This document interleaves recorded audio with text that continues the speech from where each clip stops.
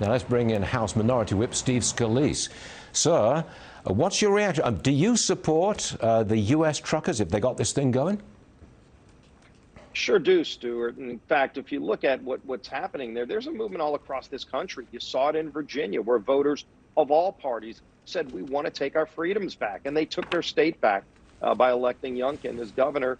And look, what the truckers are doing is an example of what's happening in a lot of other places. But to see the reaction from the left is very telling.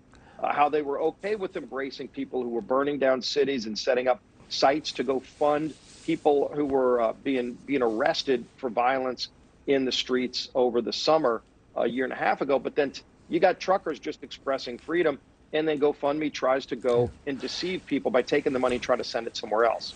It seems to me, forgive me for using the European expression, the class, but there seems to be a class distinction in what's going on now with these rules and regulations. The elites make the rules and break them. Working people, like truckers, who have to live with these mandates, are protesting against them. I mean, there's a class divide in America at the moment, which I'm surprised to see. Yeah, and there's examples of this hypocrisy everywhere you go. We all watched the NFC championship game last week, where you had the governor of California who's telling kids in school that they can't go into the classroom without a mask or they're going to kill everybody. He's photographed without a mask. The mayor of San Francisco, the mayor of LA. And they're putting these edicts on people that they themselves aren't living by. So it shows you it's not about medical science. It's all about political science, and people are fed up with it, as they should be. Yeah, a lot of people I can see just walking away from masks and all the rest of it. Congressman, you, along with colleagues Comer and Jordan in the House, calling on scientists who were privately supportive of the lab leak theory, the Wuhan lab theory of a leak. You want them to stand up in Congress under oath? What would the scientists tell you?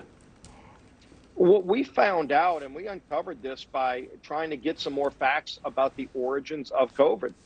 Jamie Comer with the Oversight Committee, Jim Jordan with the Judiciary Committee, and myself have all been trying to get answers on the origin of COVID.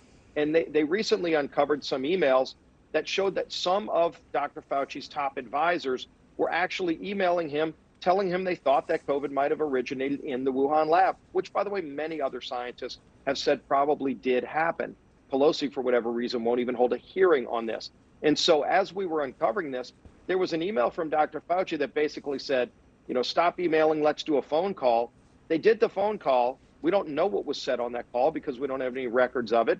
And then within days, all of those scientists changed their tune and started calling it a conspiracy theory and things like that to suggest it might have started in the lab in Wuhan.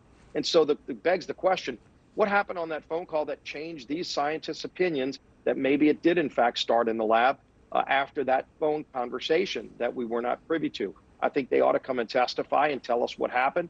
We heard some of them got millions of dollars in federal grants after they changed their tune. That's alarming, by the way. If it's true, we want to find that out. We want to get the facts out. Speaker Pelosi will not allow hearings into this?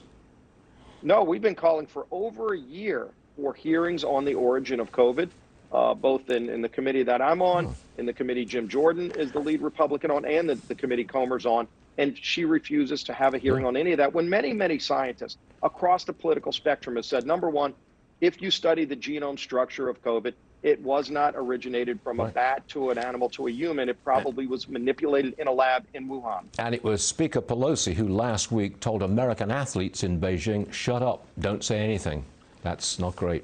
Why are they covering for China? We want to find out these facts, and we're going to get them one way or another. Congressman, thank you very much for being here. Always appreciate it. Great being with you, Stuart. Yes, sir.